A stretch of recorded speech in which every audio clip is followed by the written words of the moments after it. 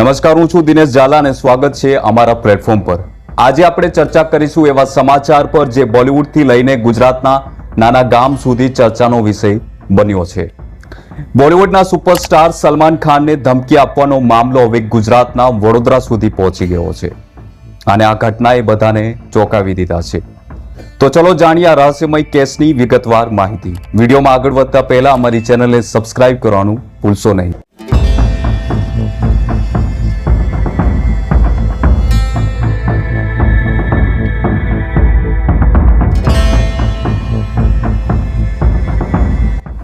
બોલિવૂડના ભાઈજાન સલમાન ખાનને જાનથી મારી નાખવાની ધમકીનો મામલો નવો નથી, પરંતુ આ વખતે આ ધમકીનો તાર ગુજરાતના વડોદરા જિલ્લાના નાનકડા ગામ રવાલ સાથે જોડાયો છે।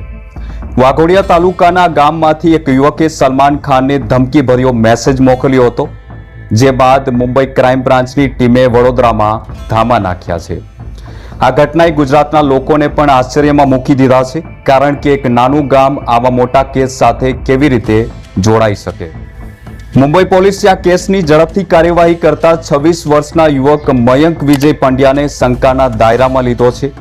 રવાલ ગામના યુવકની ઓળખ થતાં જ મુંબઈ ક્રાઇમ બ્રાન્ચની ટીમે તેની કલાકો સુધી પૂછપરછ કરી હતી। પ્રાથમિક તપાસમાં ચોંકાવનારો ખુલાસો થયો છે કે મયંક માનસિક રીતે અસ્થિર હોવાનું જણાવ્યું છે। પોલીસે તેને નોટિસ આપીને વધુ પૂછપરછ માટે મુંબઈ બોલાવ્યો છે અને તેની મેડિકલ તપાસ માટે પણ એક ટીમ મોકલવામાં આવી છે। આ ધમકીનો મેસેજ મુંબઈના વર્લી સ્થિત ટ્રાન્સપોર્ટ ડિપાર્ટમેન્ટના વોટ્સએપ નંબર પર આવ્યો હતો। મેસેજમાં સલમાનની કારને બોમ્બથી ઉડાવી દેવાની ધમકી આપવામાં આવી હતી। આ ગંભીર સંદેશાઓએ પોલીસની ચિંતા વધારી દીધી છે, કારણ કે આ પહેલા પણ સલમાનને બિશ્નોઈ ગેંગ સાથે જોડાયેલી ધમકીઓ મળી ચૂકી છે। પોલીસની તપાસમાં એક રસપ્રદ વાત સામે આવી છે। મયંક પંડ્યા એવા વોટ્સએપ ગ્રુપનો ભાગ હતો જેમાં બિશ્નોઈ ગેંગની ચર્ચા થતી હતી, પરંતુ સવાલ એ છે કે આ યુવક આવા ગ્રુપ સાથે કેવી રીતે જોડાયો? શું તેની પાછળ કોઈ મોટું ષડયંત્ર છે કે પછી આ તેની માનસિક સ્થિતિનું પરિણામ છે?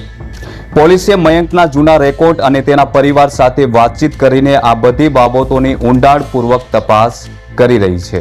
આ ઘટનાની ગુજરાતમાં ખાસ ચર્ચા થઈ રહી છે, કારણ કે વડોદરા જેવું શાંત શહેર અને રવાલ જેવું નાનું ગામ અચાનક રાષ્ટ્રીય સમાચારોનું કેન્દ્ર બન્યું છે। સ્થાનિક લોકો પણ આશ્ચર્યમાં છે કે આવી ઘટના તેમના ગામ સાથે કેવી રીતે જોડાઈ શકે।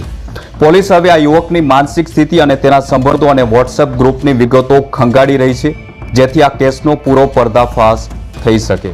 મિત્રો, આ કેસની વધુ અપડેટ અને ગુજરાતના બીજા મહત્વના સમાચારો માટે અમારી ચેનલ સાથે જોડાયેલો રહો અને જતા પહેલા તમારા મંતવ્ય કમેન્ટના માધ્યમથી જરૂર જણાવજો અને વિડીયો સારો લાગ્યો હોય તો લાઈક શેર જરૂર કરજો।